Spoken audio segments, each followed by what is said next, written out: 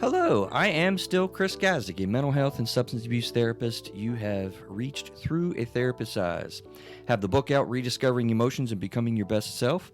So we welcome you to Through a Therapist's Eyes, the podcast I've been saying, where you get personal insights directly from a therapist in your own home or personal time in your car. So we invite you to see the world through the lens of a therapist, being aware it's not the delivery of therapy services in any way. Help the show, help us, please, by subscribing, hitting the 5-star buttons on iTunes and social media sites, interacting with us. Really, the way that this works is we do it helps us a lot. It gets us noticed and gets us up in whatever kind of rankings like Neil likes to see. Help Neil out, I'll say that. I got to get used to, I could talk to the camera. I'm getting used to that. That's going to be fun. These are actually going to be coming out. Neil, I think, said next week we're going to be starting to get the video on YouTube. That's kind of cool. So you can actually see us. So contact at Through a Therapist's Eyes is the website, or the web email, rather, that you'll get 100% of the time responses from me. So interact with us on the social media platforms, and that is starting to happen. More on that, actually, in a second. Hey, this is the human emotional experience. I endeavor to figure that out together. That even rhymes. We have Anne here with us. Hello, Anne. How are you? Hey, great. So this is actually kind of cool for us because Anne Jurchak, I got that right? Mm-hmm. I'm so proud of myself. That was good. Before Mike's came on, she's like, all right, now do you know how to pronounce the name? Because the J is silent. That's tricky, man. It is very tricky. That is tricky. Yes. So this is kind of cool because we've worked together like forever and a day ago, and my memory is spotty, and I was even spottier probably back then. So you've been listening to the show and popped out an email. So as you hear on contact@throughatherapist's.com, you might become a guest of the show, really, because a lot of people have great ideas and good experience out there. That's actually happened before. We had a therapist who had a really pretty neat idea on holistic medicine and stuff. And I wonder how you're doing out there, because she where was she? Neil, you don't happen to remember. I don't think you do you? Out west. Way out west. Yeah, Casey was out west. I want to say Oregon, or am I right? He's shaking his head. I think I'm right in Oregon. But anyway, it's just kind of cool because, you know what, I love talking about these issues, and you guys have a lot of great questions out there, a lot of really cool ideas. And actually, to that note, I do want to mention that we're not going to have time to answer it, but I intended to. But we just have a lot to talk about with homelessness tonight. But there's a question I want to spend time on that a listener had on YouTube, and it was really cool. She was looking at episode 11. Which is where, you familiar with emotion-focused therapy at all, Anne? Very little. Very little. Oh, man, it is good stuff as far as couples counseling go. It transformationally, it totally made the way I work with couples differently about 7-8 years ago when it came across it. It's that big of a deal. Yeah. Yeah. Okay. So she says, how much of the control in relationships is real, and how much is perceived control by someone super sensitive to control regarding marriage? And that has everything to do with what we talked about, in that episode. And it was really kind of it was a really insightful, very interesting question, to look at. So we'll definitely spend some time on that, but it's probably going to be next show. So let me see. Experiences with homelessness in America. That's what we titled this. And I think when we were talking about that, it was cool because, you don't think about the experiential nature of homelessness when you're observing or interact with one of the many members of our society that's homeless. Nor do you really think about wow, what would I feel like in their shoes? And so dude, this is going to be a fun conversation, I think, when it comes to these types of issues. So, and we get to have it with Anne Jurchak. Oh, I did it Jurchak. Anne Jurchak. So you've been a counselor for forever, is what I just want to say, right? It's so cool. 22 years. 22 years. I mean, you it and I doesn't seem that long, though. No? Yeah. How many years for you? I always have to do the math. I mean, I think it's 25, give or take, because I started writing grad school in crisis work. Yeah. So when I graduated undergrad in 95, I actually started to do work before I even finished grad school. Yeah. So okay. I don't know if I do the math starting in 95. But you've been a counselor forever, currently a wellness coordinator with Catherine's House. I want you to explain that a little bit. But previous to this, starting in 2000, you worked in a lot of the same circles I did at Pathways Area Mental Health Center. And then you did EAP work, and then you transitioned to managed care-based counseling really in 2018. So tell us about what you're doing now. Curious maybe the transition that took you from what I do now actually to Right. and what you were doing to what you're doing now. And a little bit about Catherine's house. Okay. So I was in private practice and found myself getting a little bit bogged down and felt like I was ready to have more of a specific niche. I wanted something that I was just more passionate about. I had done a lot of couples work. I had done a lot of EAP work, a lot of individual counseling, family counseling. But I just felt like there was something more that I had to contribute. And I had a connection with Catherine's house. And at the time, they did not have a huge wellness program in place. They did have some counseling, but it was very limited. Mm-hmm. So the CEO and I at the time sort of sat down and I proposed some ideas about growing the wellness initiatives and expanding the counseling services that they had, and they loved it and they brought me on board, and now I've been there for 3 years. So what I do there is I do all the individual and group counseling for our residents. We serve women and children, and it's the most rewarding work I've ever done. You've said that every time I talk to you about this. You say I'm that obsessed every time. with it. I'm absolutely obsessed with it. Well, and that's cool because, one of the things that I like to do on the show, and this is another one where someone may see the title and think, oh, well, that doesn't affect me. I don't want to listen to that one as much. But, look, this affects all of us. Mm-hmm. This is a part of our society and a part of our potential experience ourselves. And I'm sure we'll talk about that, in how this goes. And people, I don't know, like to have lots of judgments about homelessness, opinions about homelessness, sort of their perceived solutions about homelessness, and Oh, yeah. it just doesn't go away. It's a big deal. And I'll admit that prior to getting into this specific work, I didn't know much about homelessness. That's kind of where I'm all. at. I'm not gonna lie. Yeah. Yeah, I know. And now I can't know enough. That's an interesting transition. It is just such a different beast. Yeah. And the thing that's neat about working in a shelter is, so my office is downstairs, but my families live upstairs, and I get to interact with them. You're in their home. They come in and sit on my couch, but I go up into their kitchen or into their living room, or I stop by their bedroom and say, "Hey, how you doing?" Meaningful work. And it is so meaningful. It's beyond, and that's why it's beyond anything I've done before. I'm not doing a cheap plug for our YouTube videos, but we have cameras, and I think like they can see it on your face. Like that is. There's a passion to this, and I'm going to pull a little bit of a rank. I didn't say that expression correctly, but I'm going to pull rank because you are an LCMHC. What do we say? LCMHC, LPTQ, whatever letters. Exactly. Yes. I still, for those of you that know the field, I still go with the old LPC, licensed practice counselor, and they, at least in our state, and I know across the country we have all kind of names and all this, and so. But you're in the counseling field.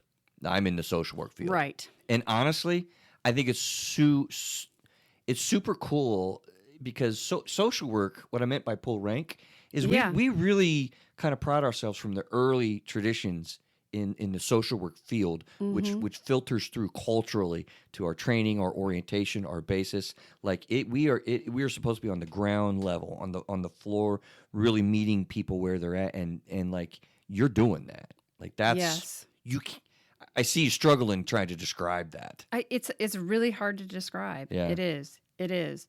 But I have such a respect for social workers in a way that I didn't before, because I'm working with, we have 3 case managers. Right. And one is specifically in social work is her background, and I've learned so much from her. It's just been a totally different experience for me. Well, we were talking about that when we were turning the mics on. I mean, you and I have been doing this counseling field like forever and whatever, but when we talk, right? Like we're learning. Right. And that's why I love that's why I created the phrase, like, we're figuring this out together, because Right. you kind of said it. You can't really know enough about the things that we're dealing with, and so people listening are gaining information about things that I think affect us, day to day. Neil, listen to this quote, man. This lady. So, point of all that introduction is this lady knows what she's talking about, and I was stunned with this quote. This is an awesome quote, and then I'll introduce our topic from an op-ed that I got in our local newspaper. But Anne's quote: "The key to ending homelessness would not be money; it would be relationships." Yes. That Bingo. That is the bomb. And I'm going to go through this article, and then we'll come back to that quote, because I think that just nails it. Right, it just absolutely nails it. So this article, it's funny. I think I told you too, before the mics came on, right? Like, I found this and became interested. It's almost like, I don't know, you were led to call at the time you did or whatever, because I found this article, and I'm always doing this. Would have been just a current event that I do, Right. But Right. you called, and I'm like, holy crap, that's an awesome show. Yeah, So, we can unpack this and get into this. way, and we will. We will. Yes, we will. Yes, we will. Love it. So listen, this is just it's in the debate part of our local paper, looking at the right things when it comes to the homeless in Gaston County. And someone wrote down their thoughts about how that needs to work and whatnot. So the highlights I'm reading. The county commissioners organized a task force this year. Okay, those serving on the task force have been charged with exploring the causes of homelessness, so that we can address the issues from a well-informed perspective. This is a good and much-needed endeavor, worth our support as residents. It goes on and it says, as a perfect example of a lot of this, the biblical story of Job. And they went in and describe a lot of the things about Job. Like, dude, if you don't know the biblical story, that's fine. We're not going to go all Bible on you, although that's pretty important. But Job had it rough. I mean, he had, just years and years of crap that just hit him in the butt left and right constantly. And so he had a tough time, and he was being tested the whole time. Is ultimately what we now kind of know. So these guys were hanging out with Job, and they were talking about their thoughts and their views. They were part of the commission, if you will, that we were forming in Gaston County. And they're like, look. As their lofty speculations swirled above his head, Job interrupts. He says, quote, "Look at me," right? For those people that like statistics and numbers and everything, that's Job 21, verse 5. Did I say that right? Job 21:5. That's verse 5, right? That's good. Yeah, okay. This statement should hold us in our tracks, this article says. Job asked his friends to move their eyes from their lofty theories and turn them toward their tear-stained face. If I were one of them, this would make me terribly uncomfortable, right? And then it says, I confess it's difficult to look at suffering with compassion. And we just did a show we talked about this with moral courage. We redid that one. This is tough stuff. So back to the article. If you stop and look at these wandering in the streets of Gastonia, that's our local town, you might meet Lynn, whose eyes are so blue they practically glow. There's Jay, whose smile wrinkles up his whole face with delight. There's a woman who has no teeth, who ashamedly covers her mouth as she speaks. There's another who speaks incoherently, pacing up and down the sidewalk, never far from the shopping cart overflowing with her belongings. There's Jamie, tattoos and dyed hair, who has her own ideas as to how to help others in her same situation. There's Vern, who loves his dogs more than anything. I've seen them chased out of public spaces, ignored on the side of the road, and sleeping under trees. So summing up her thoughts, she says, we absolutely need a task force to look at causes of homelessness and consider ways to address the issues. But theories do not bestow dignity on the suffering. They are hurting human beings, wondering if anyone sees them, if they matter.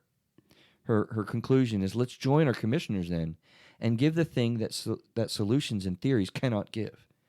Let's take the time to look at the people, not just the problems. We may not be able to eradicate homelessness in Gaston County, but we can give dignity to the homeless. Dude, I read all that in this, and I was like, this, that's what I was thinking. This can't be just a current event kind of simple, quick thing that we touch on. There's way too much here. Now, back to this awesome quote. Anne Jurchak says, right? The key to ending homelessness would not be money. It will be relationships. What do you mean? What are you thinking? What does all this have to do with, your passion? Well, something in that article talked about, I think it said something about I matter or he matters, whatever. So Right. when we're dealing with, and let's call it people who are experiencing homelessness.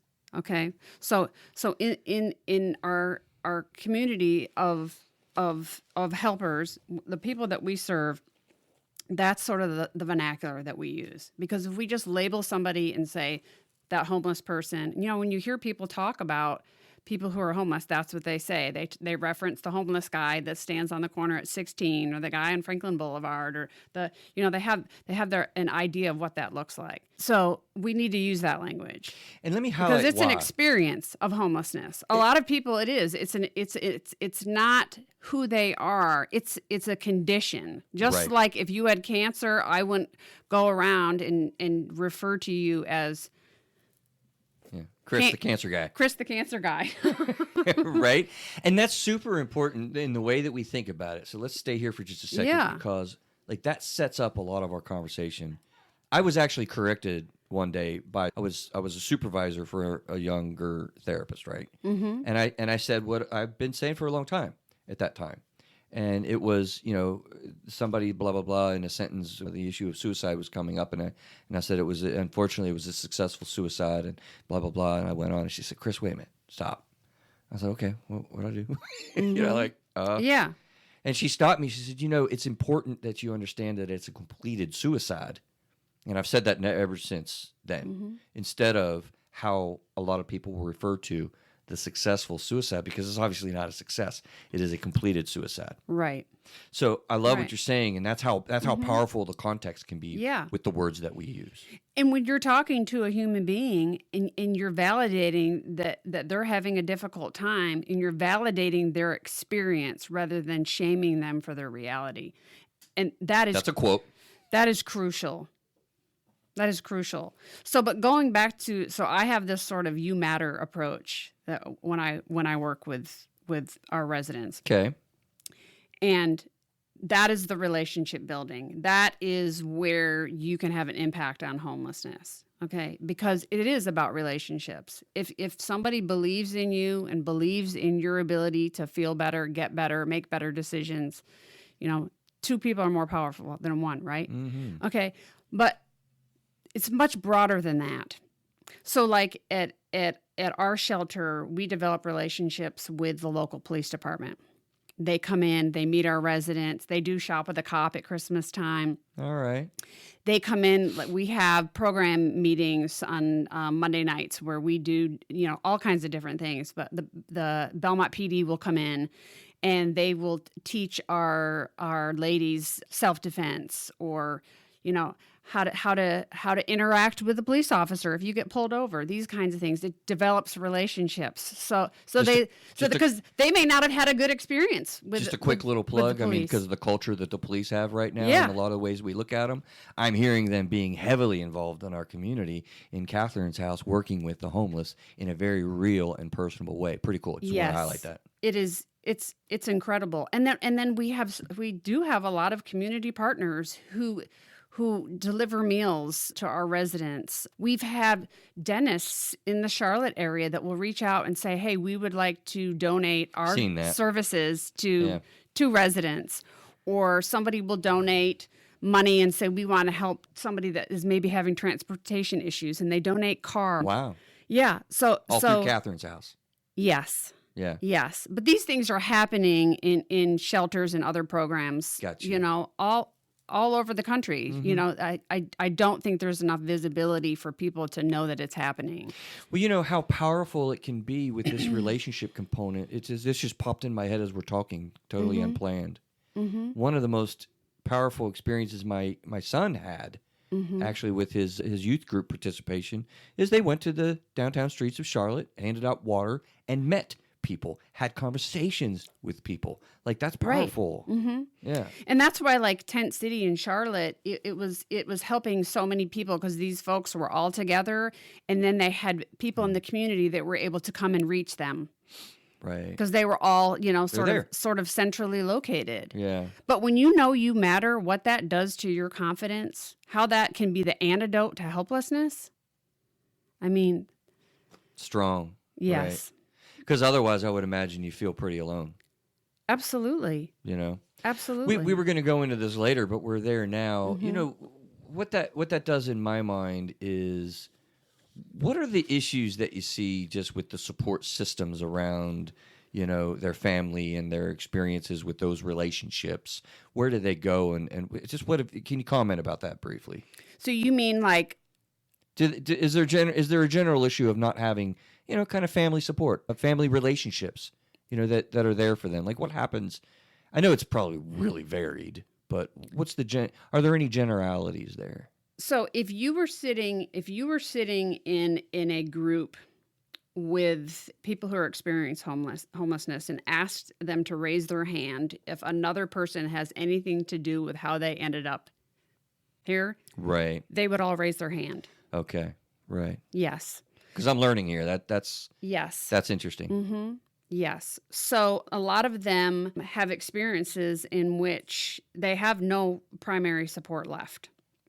Either from their own doing, you know, Addiction. let's say, addiction, or maybe there's been some significant mental health issues and they haven't been able to maintain their relationships. Also, domestic violence. Domestic violence is too afraid to huge. reach out or talk. Connect. But sometimes, you know, especially if we're dealing with poverty, it can be generational. Right. And so, you know, grandma and grandpa might not be able to help because they're also in a very similar Right. situation. Yeah, they're pretty close themselves. Right. Yes. So in a lot of these folks have exhausted their resources. Wow. Okay. That makes perfect sense. Or Various reasons. Sure. Or they relied heavily on somebody else and then that relationship ended. Like in the case of domestic violence, you know, if you know you go from having a dual income to having one income, or maybe no income, and all of a sudden you have no place to go, and you may have 2 or 3 children in tow, and you have never been identified as at risk before, so it may take a little longer for you to get into resources. So like I work in transitional housing. Right. So what that means is, so individuals come to us who they have had some type of a setback or situation in which they currently do not have housing. Let's pause right there and go into that this way, actually. Okay. Because one of the things I love doing is breaking down stereotypes and myths, and then disseminating information, which we're going to do both today. But I'm just going to go ahead and say a lot of people have, because you're going into transitional housing, and we've talked about some of the populations, but a lot of people have a very different image. This is the brown paper bag, addiction, guy, not girl, no kids, you know, kind of soaking off of society, taking your panhandling money and getting a beer instead of, you know, a bag of lettuce or something. You know, I mean, there's lots of judgments and stereotypes out there. That's not what you're talking about in transitional housing, right? Well, but guess what? Half of the people experiencing homelessness, okay, in America are transitionally homeless. Okay. Half. Okay. So what's the difference between transitional and chronic? Okay. So if somebody is chronically homeless, they have been without a home and have not been able to get out of that situation for 5 years or more. Okay. That's the level. Yeah. I mean, it's really that. So 50%, that's an interesting, that changes my perspective a little bit, honestly. Yeah. So 50% of the people that are experiencing homelessness, and I said it that way, or the way it was said. You did. Right? 50% of the people that are experiencing homelessness have only been in that experience for under 5 years, couple years or a few, sometimes just a few weeks or a few months. Yeah. And then we have people that fall under the category of episodic homelessness, where they've got a place to stay, but it's tenuous. Like they've been sleeping on their neighbor's couch for a while, and they tend to sort of fluctuate in and out of homelessness. Okay. So is that part of transitional? So is that episodically chronic? It's so you have your transitional, which is more short term. Your episodic is more, you sort of rotate sort of in and out, and then your chronic is lasting more like 5 years or more. Okay. But the key is that you can prevent chronic homelessness. Okay. with the right interventions. Okay. So that article you read was talking about needing to these task force, and there's some great task force in Gaston County, the continuum of care. And I presume across our nation. Yeah, I mean, And there's really probably the world. right, but there's still a lot of people that aren't being identified. And I think that there's a disconnect because people are still not understanding the core of why people end up experiencing homelessness. Okay. So the natural question here is, what is the core, says Anne, right? What, because that seems to, I mean, that surprises me a little bit, right? Because I wouldn't think of it as that simple. I would think of it as really varied. So the core to me seems really important. So what do you mean by that? So there are dozens of reasons why somebody experiences homelessness. So what's the core? Okay. The core, this is my this is your take. I get it. This is my take. Yes, I get it. So feel free to challenge me, your listeners, whatever, feel free to ask questions. But my take is, okay, there's lots of different reasons, okay, why people end up in situations. And I'd love to share some of them with you. And we have already a little bit. Yeah. But some of them are very unexpected. Yeah. Okay. Agreed. So like transportation. If all of a sudden your transportation falls through and you can't get to work and your boss gets sick of the fact that you can't get there, and then you lose your job, and then your landlord isn't willing to work with you, you're homeless. No, I have a client that manages somebody that's in that situation. Yes. Thinking about firing, yes. Now. Like, yeah.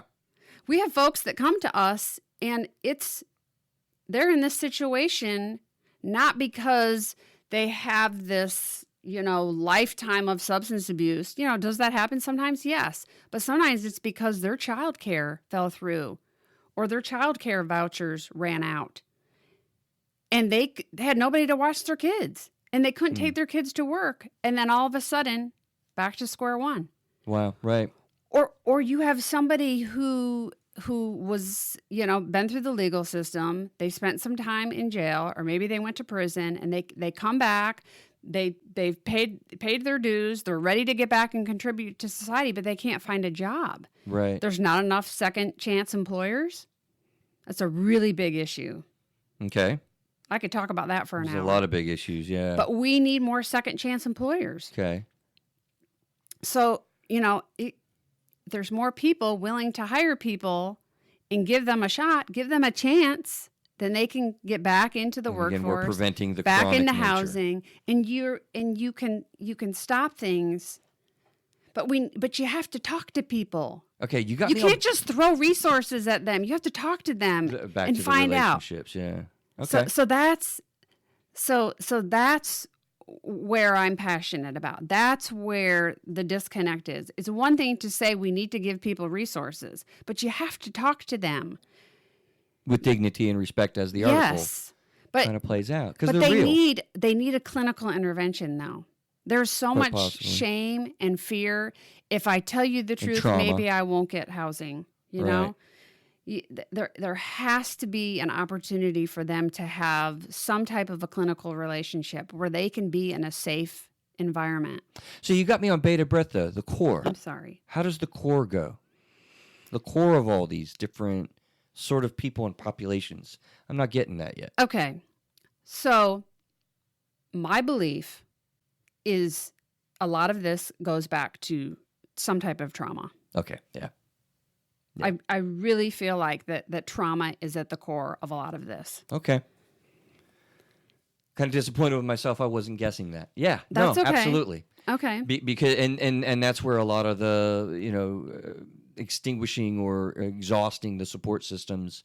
It sounds terrible, but like, for example, with domestic violence, I know, that you can exhaust your support systems by saying, oh, no, I'm fine. Oh, no, I'm fine. Mm-hmm. And people get frustrated and they're like, you're not fine. I love you. I'm here for you. But a year goes by and 2 years go by and 3 years go by. And they're like, okay, I'm going on with my life. Check me out if you have a problem, but I'm not going to run you down, and you're not talking to me. We haven't hung out for a year and a half.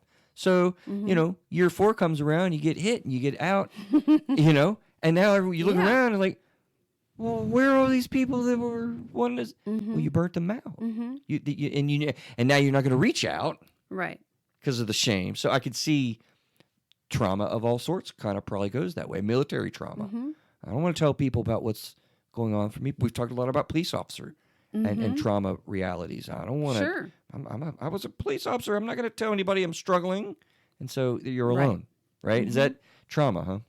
And a lot of, so like when I'm working with people experiencing homelessness, I will often have them take the ACE. And so we can, are you familiar with the ACE? The ACE. What is ACE? I'm familiar with poker. Okay, so ACE is a screening tool, and it assesses for adverse childhood experiences. There's 10 factors, and it says things like were you abused as a child? Did you have a parent that had a substance abuse problem? Did you have a parent that was in jail?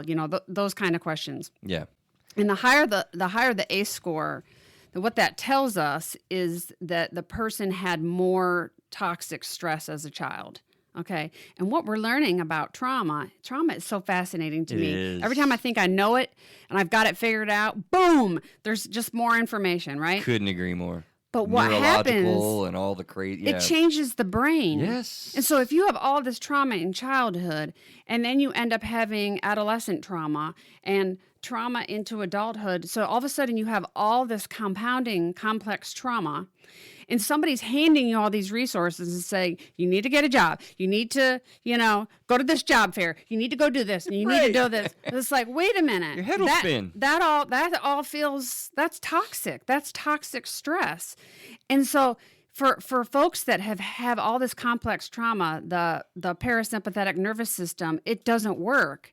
We need that. It relaxes us, right? It helps to calm us. That mechanism does not work after chronic exposure. It's fatigued. It doesn't work. Yeah, absolutely. And you're talking about, okay, so the ACE is like a screening tool that we use.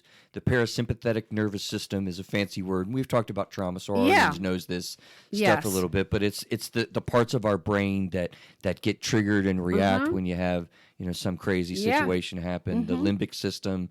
We've talked about the amygdala, and we've talked recently about the neurology that your brain literally learns how to survive and has automatic reactions, that you deal with. So those are some of the things that you're talking about. And not to mention, people who feel safe and in control are curious, right? Are creative. They go out and try new things. People who are scared and traumatized,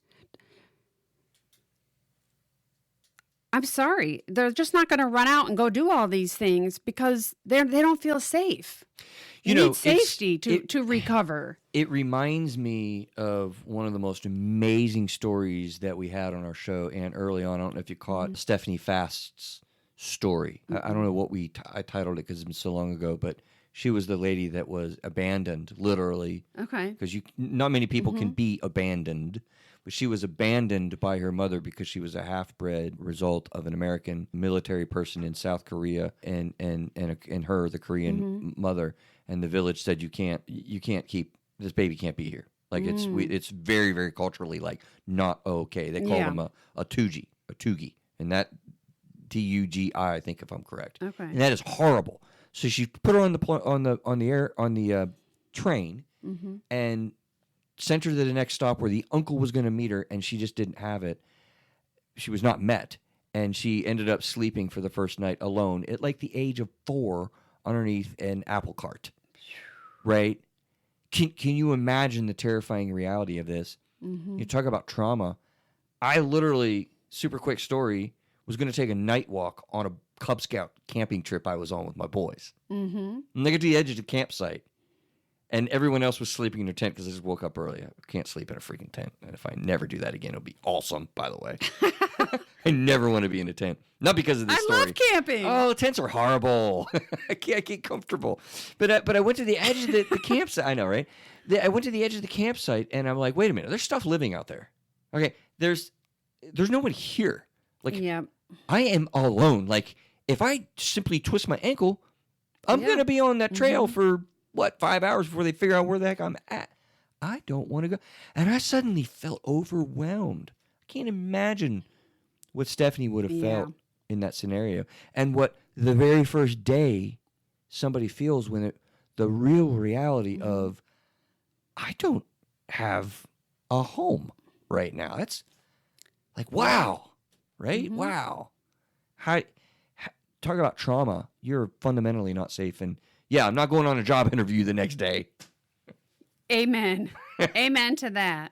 Yeah.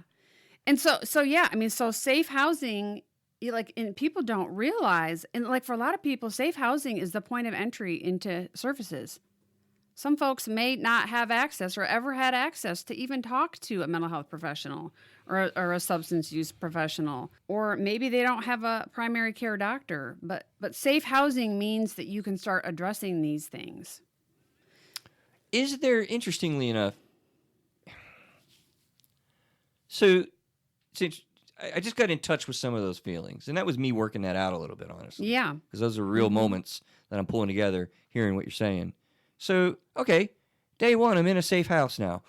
I could breathe. I have a cup of water. Okay. What do you hit me with first?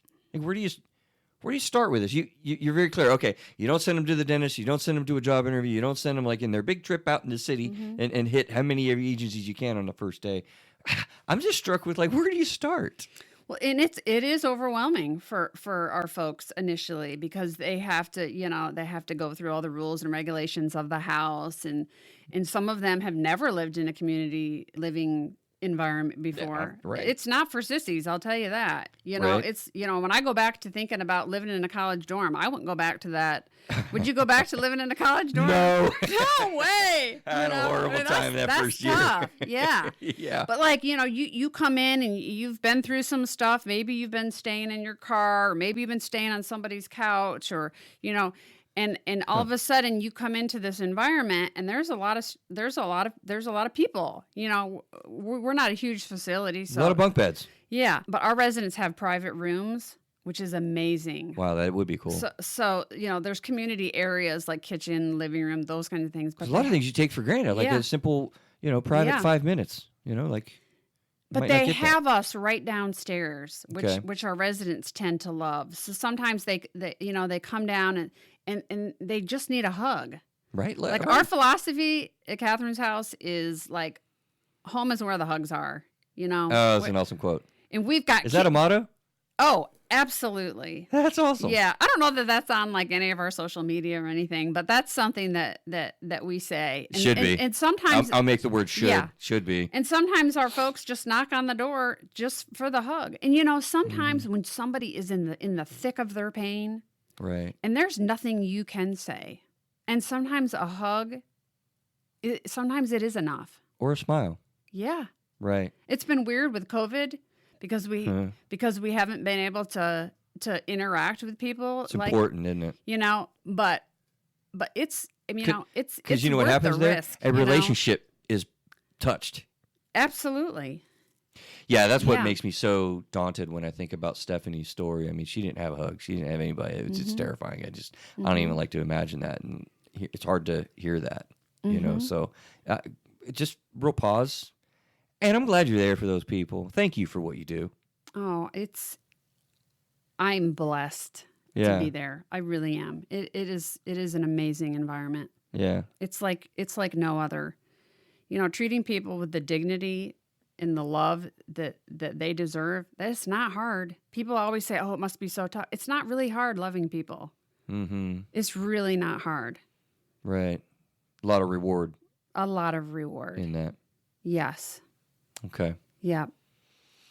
So, we got some of the definitions and all. I mean, I just had a recent situation that I came across that actually is just a bit of another example. Wealthy family hits bankruptcy and loses everything. 2008, not too long ago. How many people do you see like a flash on the news story? Oh, jobless rate went up there and homeless rate went here. And what are we going to, each one of those is a real people and family members around that.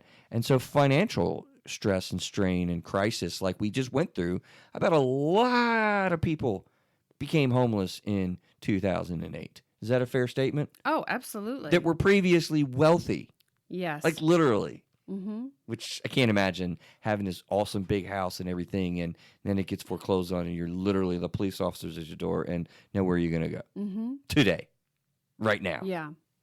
I guess you go to Catherine's house, but Mm-hmm. I wouldn't know where to go. So these things really happen. You know, what are some of the needs that you see or setbacks? You know, we've talked about some of them. What are the real needs that, maybe even listeners are hearing, like, what can I provide? What can I do? I'm touched by this. What are the immediate needs that can be helped?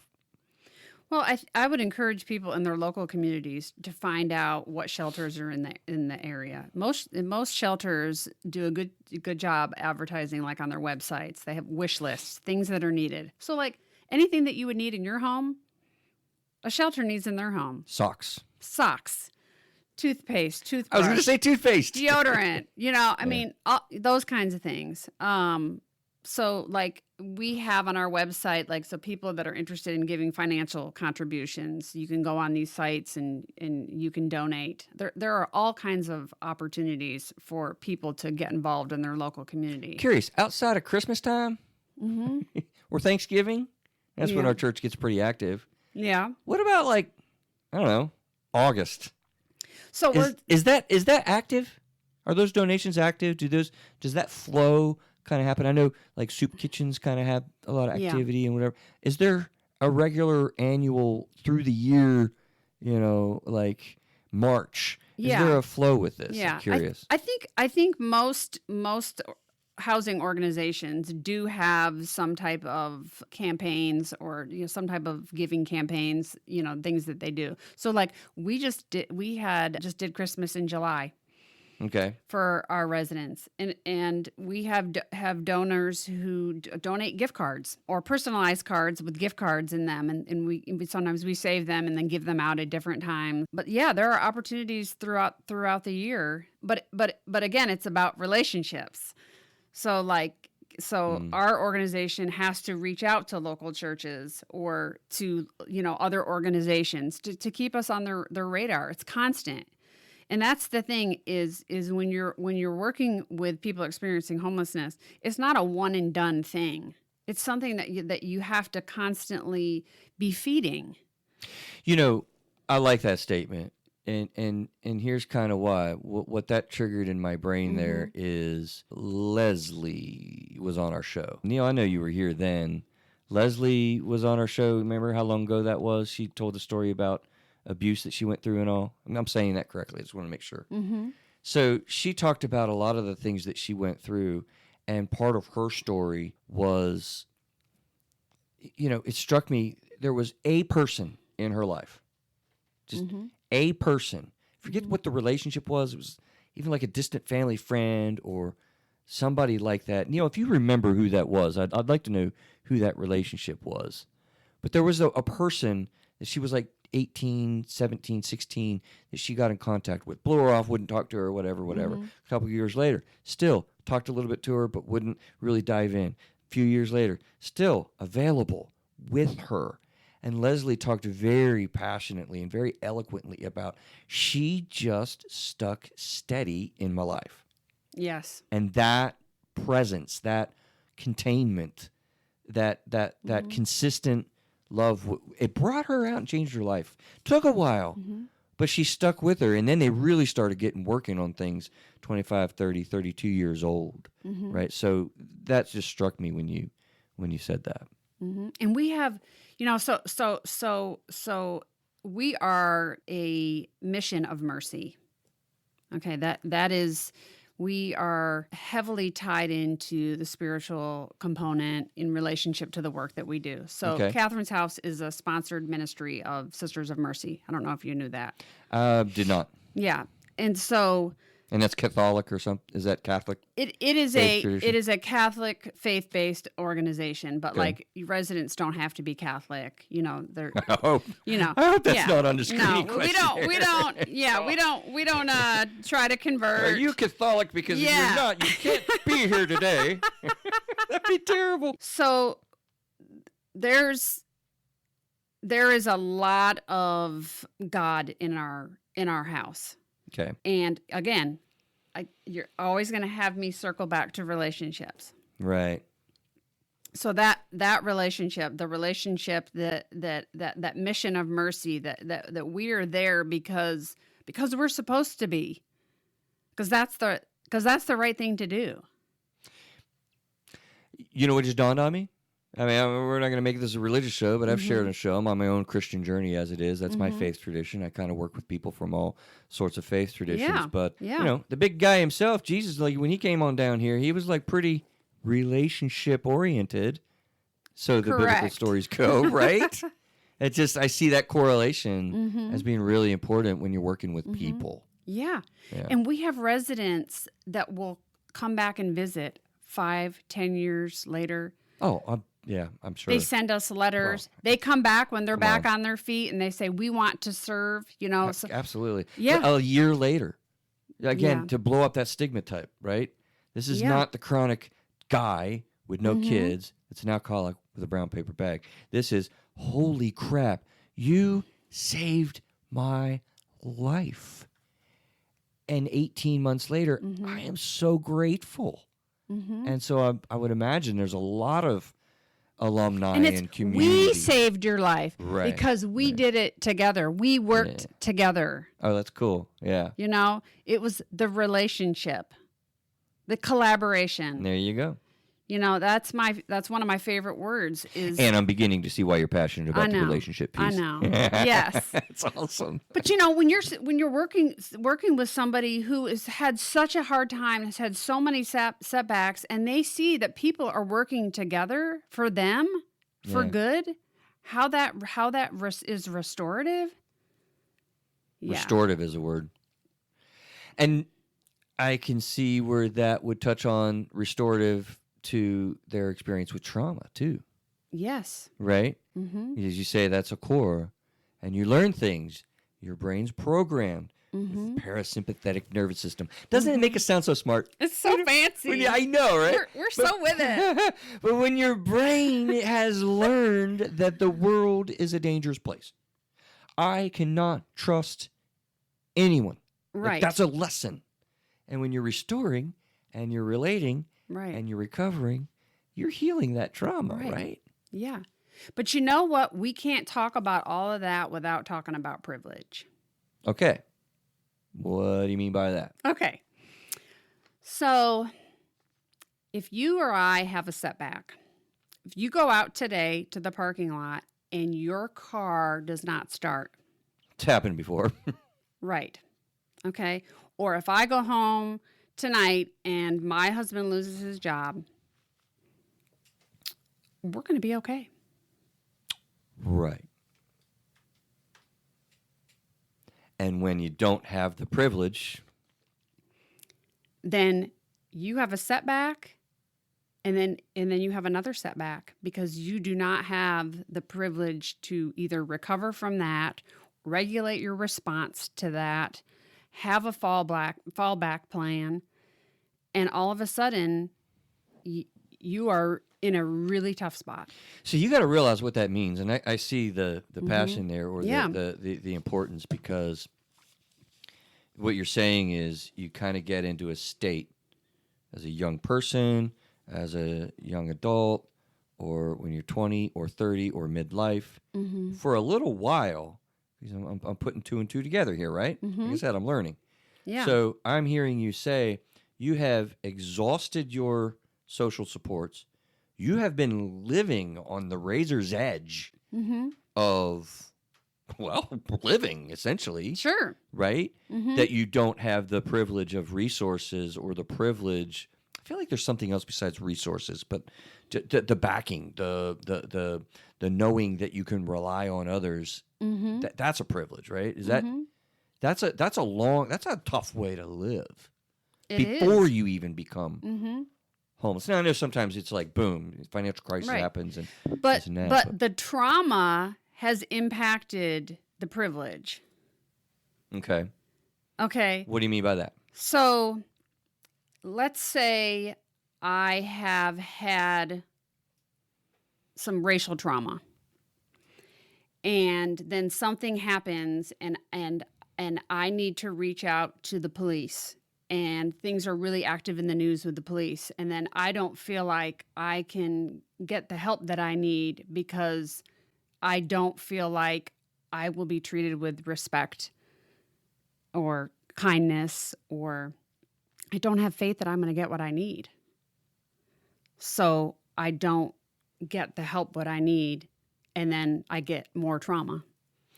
And let me get away from... Does that make sense? That makes absolutely sense. I'm going to do another example because Okay. there's another issue I want to pull in, and I want to get away from race for just a moment. Not because I'm afraid of it, Right. but we equate, privilege with, all right, these people are all saying I got white privilege, and I don't know what that, all the... That's not what we're talking about. That's not what we're talking about. So another example that's similar is a normal, average Jim or Jane, right? Mm-hmm. Living in a home as a teenager with a lot of distress, a lot of pissed offness, maybe an average middle class family or an upper class family even, right? Right. Talk about privilege, resources, money.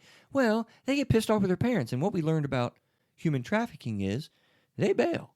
They're like, I don't want to deal with you, mama, anymore. I'm out of here. I'm woman of the world. And they go out and they get on the street and they meet a guy that takes care of them, give them food, jewelry, whatever, and then they're in human sex trafficking. Talk about privilege. They don't have the stability because they chose to leave. Right. It's a different way of getting at, by not having privilege, you don't have a foundation that you're standing on. You've lost or left. Can we say that? Have you lost or left the status of your life that had stability? Right. Do you know what privileged stress is? Okay, tell me. So Third world or first world problems? That's an expression, right? It's more predictable. It's more controlled. So if you go out to the parking lot and your car doesn't work, you already can predict what your next steps are going to be because you're privileged. You're in a good spot. You know what you're going to do. You can control the next steps. I drove my Jeep and I left my lights on. True story. Multiple times. I have jumper cables in the back of my car. I'll find someone to give me a jump. Right? Exactly. Yeah. Yeah. But sometimes there are no decisions to be made because there is no fallback plan.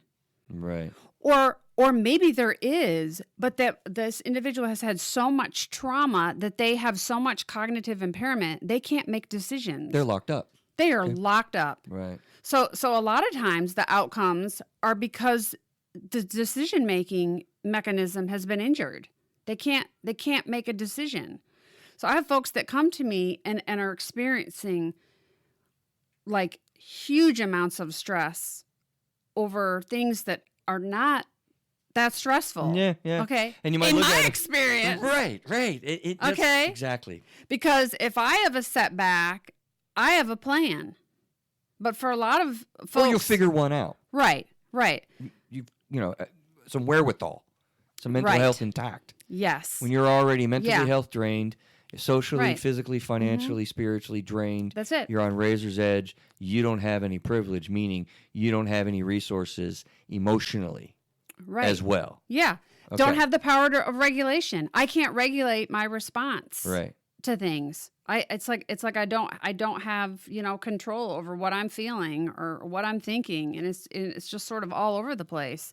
And then you're telling me that I've got a budget and that I need to apply to this housing It seems so thing simple. Sure, and this housing thing, and then I need to do this, and this, and maybe I'll get housing. Anne, Thank you for filling that out. Thank you for helping me. I don't know how to write my name. Right. Okay? Yes. Like literally. Yeah. That's what you're saying. Yeah. Because sometimes they're so locked up that they need a minute. Yeah.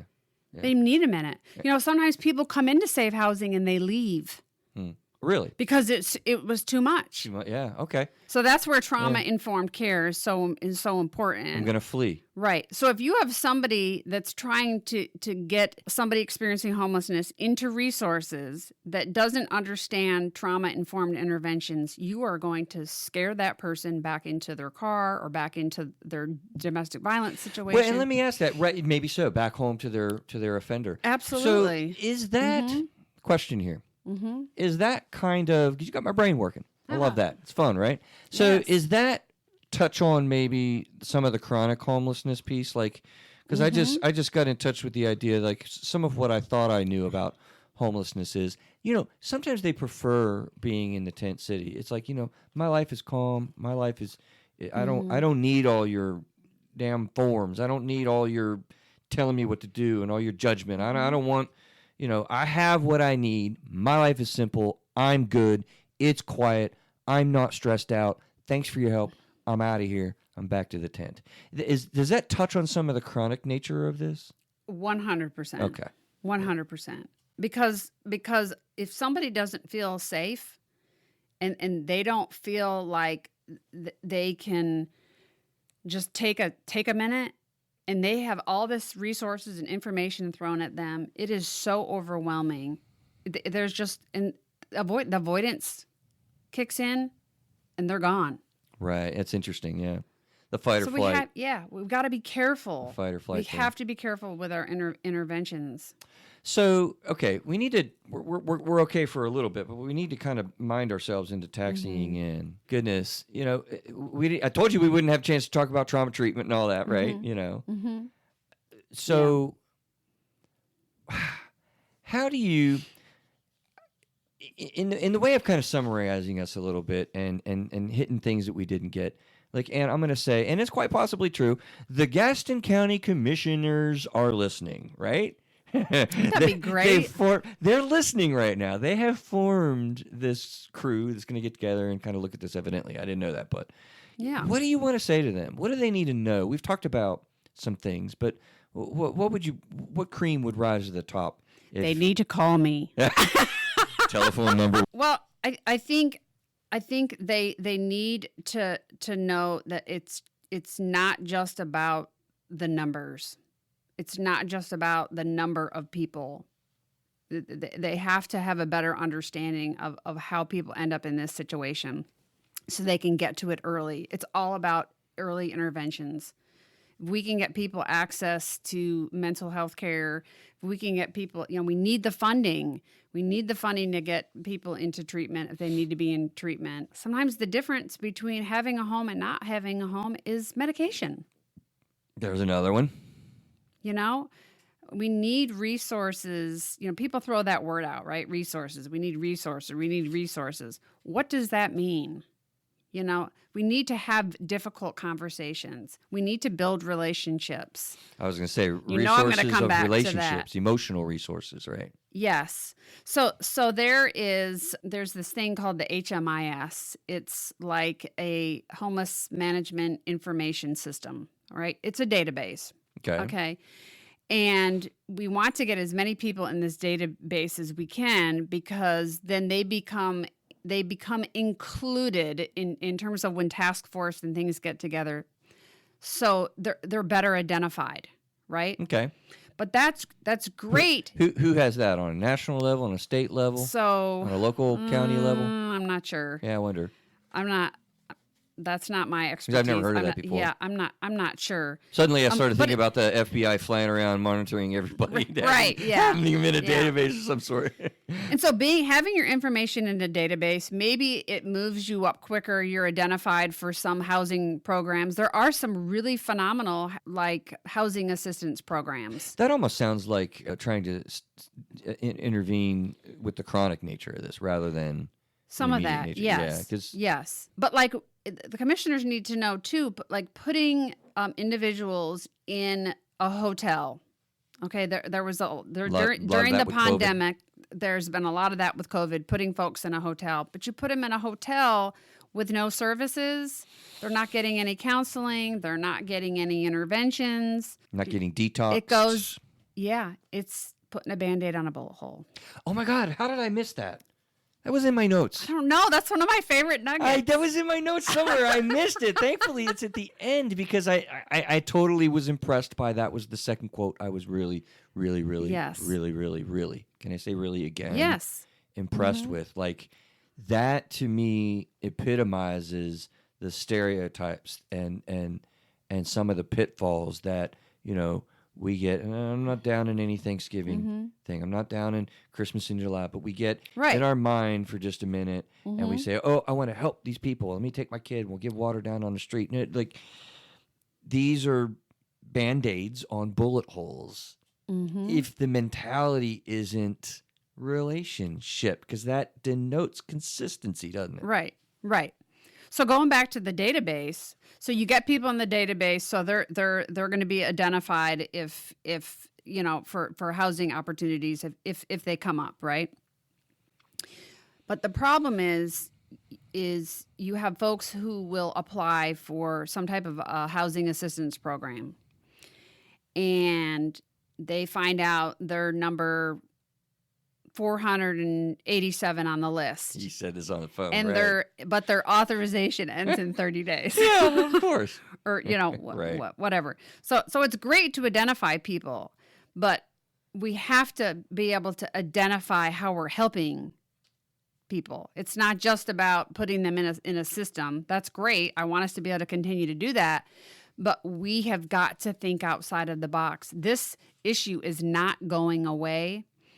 There's the rental moratorium. Yeah, that's coming up. I was thinking that is coming up, and so we're going to have more and more folks that need assistance. Let me put this into a different perspective as well in wrapping up, right? So the commissioners are listening, but you know who else is listening? Our neighbors, our friends, our communities. So what, That's right. on a basic fundamental level, to tap into moral courage that we talked about a couple episodes ago. And if you listen to the show and stumbled upon it, you really need to go to throughatherapist's.com, click the search button to trauma, and you'll see a lot of stuff come up, because trauma is at the center, is the core, as you said. Yeah.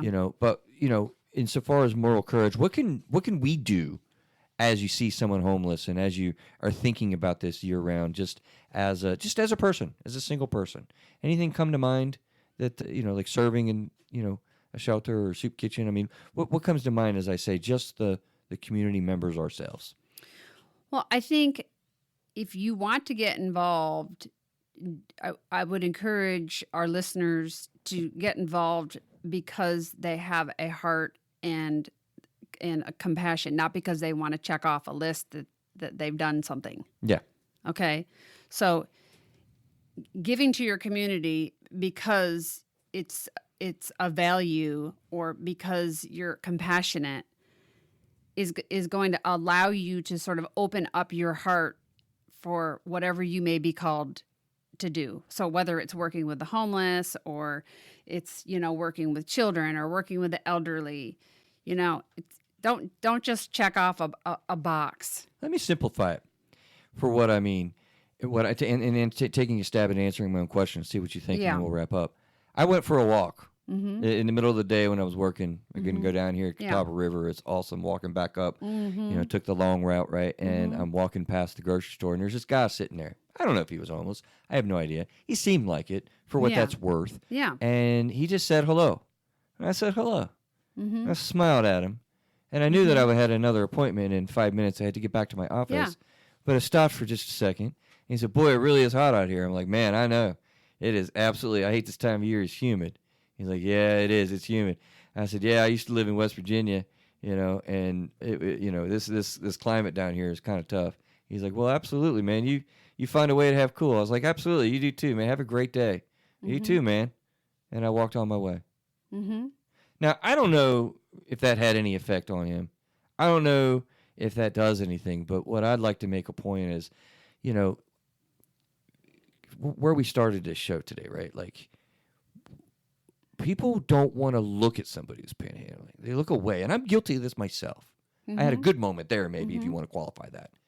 But isn't it powerful to just smile like you would anyone else? Yeah. That you find in a street or in a store or at the restaurant, at the hostess stand, right? Yeah. Smile. Say hello. Yeah. Do a greeting and go along your way even. But sometimes we just avoid or don't interact. And that's my point. What I would tell your listeners is get a little uncomfortable. Get a little uncomfortable. If you want to help, get into some good trouble. All right, I like that phrase too. And what is the result of get a little uncomfortable, get into some good trouble, and say hello? What is the result for that person that you work with? It goes back to they find out that they matter because maybe their relationships or their experiences have made them doubt their worth. Absolutely. They may feel a little bit less alone that day. Yes. Right. And invisible. Yes. Okay. Fantastic. I think I love our conversation. Things we missed, things you're great. thinking about. What's that? I said it's been great. All right. What did we miss? Anything you want to say before we get out of here?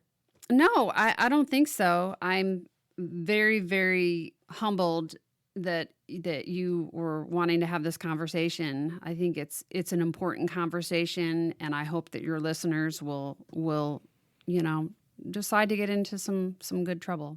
Well, I think that it is an important issue, and I think that thank you guys for hanging out with us and listening, because hopefully you got some ideas, some thoughts, and we changed some of the stereotypes that you may have had. I know I did. Yeah. Honestly, just having this conversation, it's a good thing to talk about. Yeah. Thank you again, seriously, for what you're doing. My pleasure.